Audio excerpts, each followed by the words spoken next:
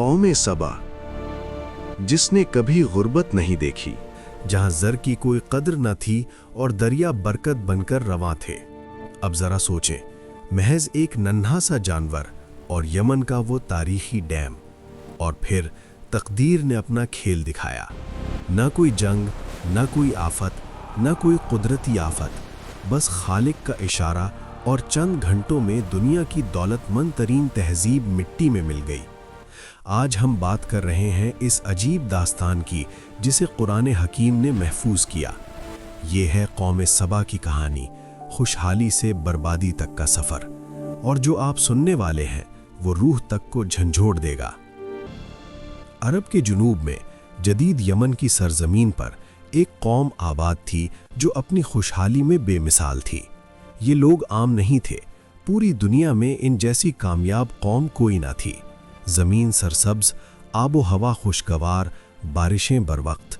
लेकिन इनकी हकीकी क़ुव्वत क्या थी? वो शानदार मारब का आबी ज़ख़ीरा।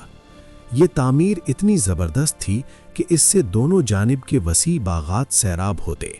मेवे इतने कसरत से कि राहगीर को सफ़र में भूख का ख्याल तक न आता। कुरान करीम इस मंज़र की तस्वीर कशी यूं करता है। सबा वालों के लिए उनकी आबादी में एक निशानी मौजूद थी, 2 बाग दाएं बाएं, और हुक्म हुआ अपने पालनहार की रोज़ी खाओ और शुक्रगुजार बनो। ये महज खुशहाली न थी, ये रब्बे करीम की इनायात का निज़ाम था। इस मौसम में माहीगीरी ने नए रिकॉर्ड तोड़ दिए हैं। हमारी मंडियां दिन बदन तरक्की कर रही हैं। सफाई, इंतज़ाम, अमन व अमान, कुरान ने इसे पुकारा पाक बस्ती और करीम रब। ये थी दुनिया में जन्नत की झलक। इसी अजीम तहजीब की एक मारूफ हुक्मरान थीं मलिका बिल्कीस।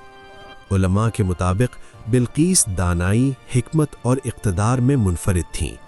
इनका अर्श शानदार, इनकी हुकूमत मुस्तहकम और इनकी शोहरत दूर दराज तक फैली हुई।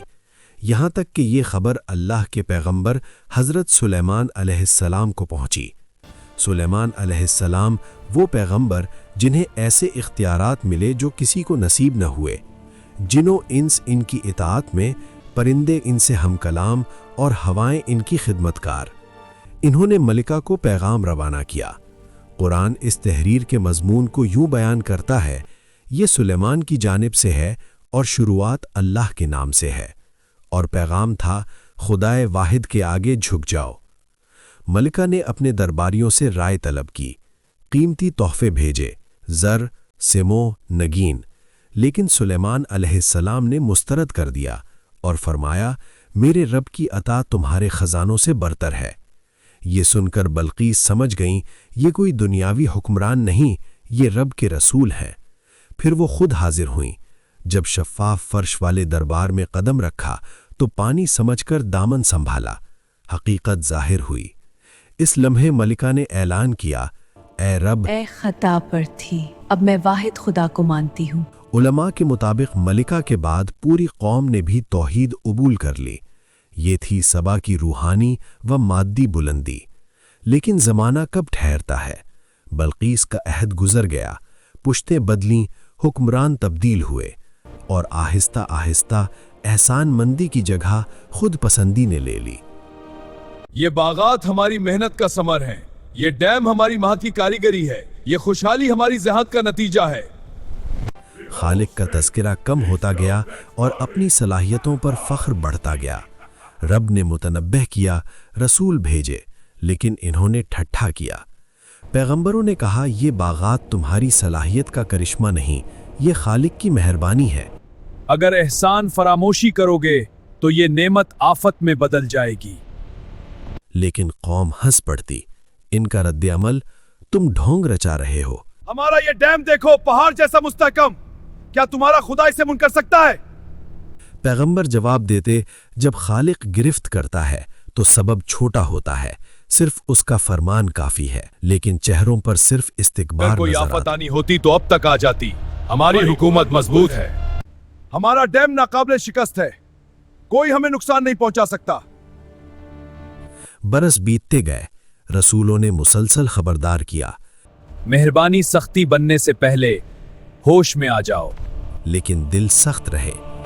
ये हमारे मुकाबले की कोशिश कर रहा है, इसकी हैसियत क्या है? हमें आफत की धमकियां देना छोड़ दो। हम अपनी कुव्वत से हर मुसीबत का मुकाबला कर लेंगे। और यहीं उनकी तबाही का फैसला लिख दिया गया। कुरान यहाँ एक हैरत अंगेज बात जिक्र करता है। अल्लाह फरमाता है, जब इन्होंने रूगर्दानी की तो हमने उन पर सैल अरम भेज दिया। तारीखी रिवायतों में है कि मारब के डैम की तह में चूहों ने शिगाफ डालना शुरू कर दिया। लोग मुशाहिदा करते रहे पर गुरूर में नाबीना थे। ये तामीर हमारी ताकत की दलील है, ये नन्हे जानवर उसका बाल भी बेका नहीं कर सकते। फिर वो शब आई, लोग आराम में थे, बस्ती पुरसुकून थी और मारब का डैम अपनी आखिरी सांसें गिन रहा था। पहले एक धमाका, फिर दूसरा, और यकायक तामीर मुनहदिम हो गई। पानी जो बरकत था अब क़यामत बन चुका था। लोगों ने चीखें मारी, किसी ने कहा डैम तो बहुत मजबूत था, खुदारा भागो, लेकिन फरार का कोई रास्ता बाकी न था। कुरान के कलिमात हैं, हमने उन पर बंद तोड़ देने वाला सैलाब नाजिल किया। पैगंबर की आवाज गूंज रही थी, ये वही है जिसका तुम इनकार करते रहे। ए खुदा, हमने गलती की। कोई बचाओ। मौजें शहर को निगल रही थीं। हर गली, हर कोना इस तूफान में गुम हो रहा था। मकानात, बागात, बाजार, सब कुछ लम्हों में गर्क हो गए। लोग सिर्फ अपनी जान बचाने में लगे थे। कुछ गिरते, कुछ बहते, और तमाम चीखें तूफान में गुम हो गईं। आखिर में एक आखिरी मौज ने सबको अबदी खामोशी में डुबो दिया, और वो सरजमीन जो जन्नत थी वीरान हो गई। बागात खाक हुए, मकानात बह गए, शहर मिट गए, नस्लें खत्म हो गईं, सिर्फ ये वाक़या बाकी रहा। अल्लाह फरमाता है, इनके बागात की जगह कड़वी झाड़ियां उगा दी। ये अजाब क्यों? कुरान खुद बताता है, ये सज़ा इनकी नाशुक्री की वजह से थी। कौम सबा की तबाही खुशहाली से नहीं, तकब्बुर से हुई। इनका कसूर दौलतमंदी नहीं था, इनका कसूर एहसान फरामोशी था। और इन आम लोगों को देखकर तो हंसी आती है। और ये सबक सिर्फ इनके लिए नहीं, ये हम सब के लिए है। जब अल्लाह की नेमत अल्लाह से दूर कर दे तो वो बरकत नहीं, बला बन जाती है। गौर करें, अगर एक मामूली जानवर खुदा के हुक्म से सल्तनतें मिटा सकता है तो हमारा क्या मकाम? कमेंट में बताएं, दौलत या तकब्बुर क्या कौमों को बर्बाद करता है?